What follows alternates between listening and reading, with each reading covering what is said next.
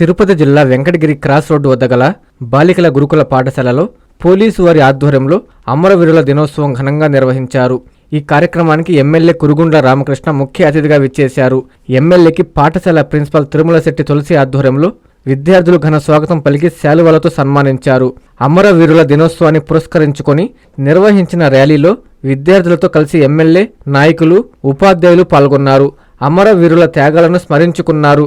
Police వారిని MLA ఘనంగా సత్కరించి సేవలను కొనియాడారు. ఈ సందర్భంగా కురుగుండ్ల మాట్లాడుతూ ప్రాణాలు సైతం లెక్క చేయకుండా రాత్రి పగలు తేడా లేకుండా విధి నిర్వహణ చేస్తున్న పోలీసు వారిని ప్రతి ఒక్కరూ ఆదర్శంగా తీసుకోవాలని చెప్పారు. ప్రభుత్వ ప్రజాప్రతినిధులకు, సమాజానికి వారు చేస్తున్న సేవలు చిరస్మరణీయమని కొనియాడారు. ఈ కార్యక్రమంలో సీఏ ఏవి రమణ, ఎస్ఐజి ఏడుకొండలు, సిబ్బంది, మండల అధ్యక్షులు, పిఏసిఎస్ చైర్మన్లు, క్లస్టర్ ఇన్ఛార్జీలు, మండల కమిటీ నాయకులు, కూటమి శ్రేణులు, పాఠశాల సిబ్బంది, విద్యార్థులు పాల్గొన్నారు.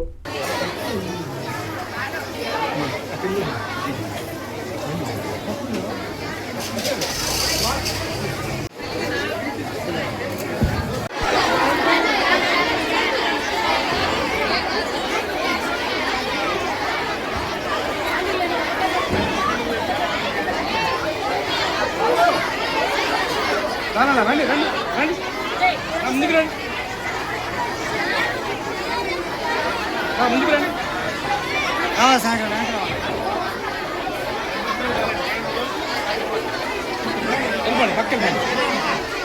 వేదిక ఉన్నటువంటి ఇన్స్పెక్టర్ ఆఫ్ పోలీసు రమణ గారికి, అదేవిధంగా సబ్ ఇన్స్పెక్టర్ మేడిగొండ గారికి, అదేవిధంగా మా తెలుగుదేశం పార్టీ నాయకులు, కార్యకర్తలు, స్కూల్ ప్రిన్సిపల్ గారికి, అందరికి కూడా పత్రికా సోదరులకి అందరికి పేరు పేరున నమస్కారాలు తెలియజేస్తూ, పిల్లలకు కూడా ఆశీస్సులు తెలియజేస్తూ, ఈరోజు అమరవీరుల దినోత్సవం అని చెప్పనేసి అందరూ కూడా చెప్పడం జరిగింది. ఎంతో మంది మరి 10 మంది పైన ప్రాణాలు త్యాగం చేసి ఈరోజు వాళ్ళకి గుర్తుగా ఈరోజు మనం స్మరించుకుంటూ ఈ కార్యక్రమం చేస్తా ఉన్నారు. అందరూ చెప్పారు పోలీసు వాళ్ళకి రిస్క్ అయిన జాబ్ అని. వాస్తవం అంటే వాళ్ళకి టైం లేదు, ఎక్కడ డ్యూటీ వేస్తే అక్కడికి వెళ్ళాలి, భార్య లేదు, బిడ్డ లేదు, కాబట్టి జాబ్ వాస్తవంగా రిస్క్ అయిన జాబే. అయితే వాళ్ళు కూడా తెగించి ఈరోజు బ్రహ్మాండంగా మన రాష్ట్రంలో బాగా పనిచేస్తుంది డిపార్ట్మెంట్. మొన్నే బాబు గారు కూడా గురించి పొగిడారు. ఎందుకంటే ఏదొచ్చినా కానీ వాళ్ళే ముందుంటారు. అన్ని ఏర్పాట్లు చేయడం కానీ, ముఖ్యమంత్రి కానీ, మన రాష్ట్రంలో మన ప్రధానమంత్రి వస్తే మరి వారం రోజుల ముందు 10 రోజుల ముందు పోయి అన్ని ఏర్పాట్లు చేసుకొని అకడ్బందీగా బ్రహ్మాండంగా సక్సెస్ కూడా చేశారు. కాబట్టి ఈ పోలీస్ సేవలను మనం ఎప్పుడూ మర్చిపోకూడదు. ప్రతిదానికి కూడా రక్షణ వాళ్లే.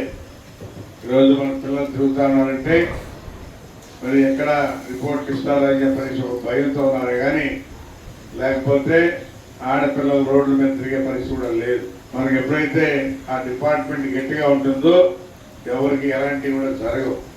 కాబట్టి వాళ్ళని స్మరించుకుంటూ ఎప్పుడు కూడా పోలీస్ డిపార్ట్మెంట్ని మనం వాళ్ళ సేవలు తీసుకుంటూ మన వైపు నుంచి కూడా ఇప్పుడు కూడా సహాయ సహకారాలను అందించాలని చెప్పి కూడా తెలియజేస్తూ అందరికి కూడా పేరు పైన నమస్కారాలు తెలియజేస్తూ సెలవు తీసుకుంటాం.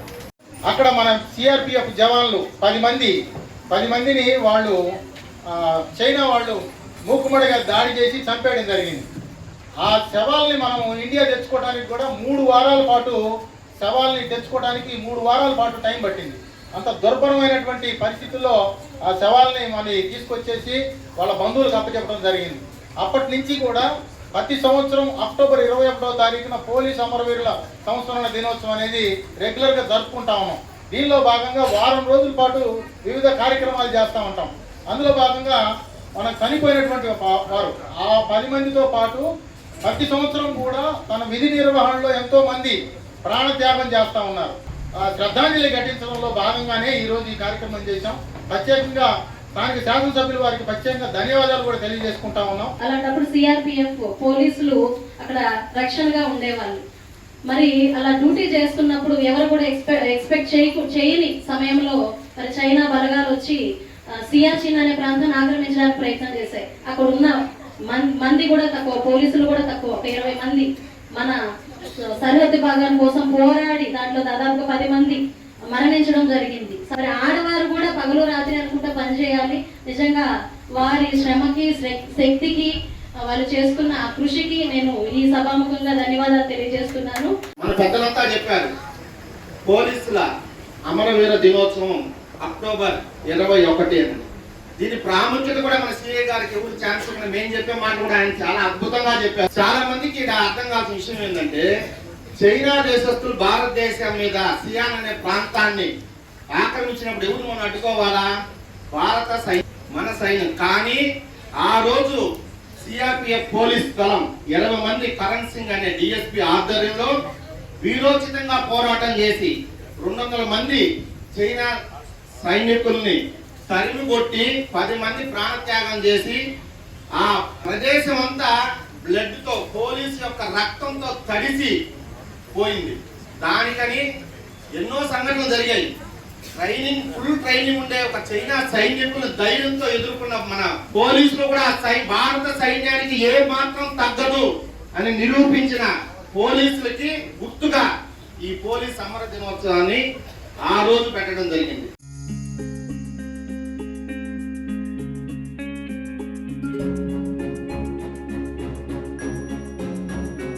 పెద్దమ్మాయి లాగే చిన్నమ్మాయి పెళ్లి కూడా గ్రాండ్ గా ఎలా చేద్దామని ఆలోచిస్తున్నారా?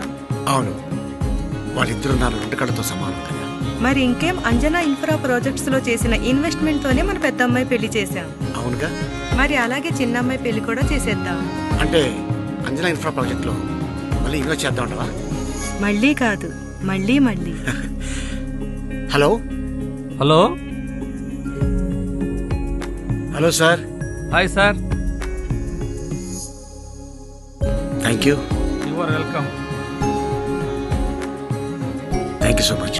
మా కార్యాలయం చిరునామా G R orchid, door number 26-1-1920, flat number 40, opposite Krishna Chaitanya college, mini bypass road, Gomathi Nagar, Nellore. Phone number 8978978936.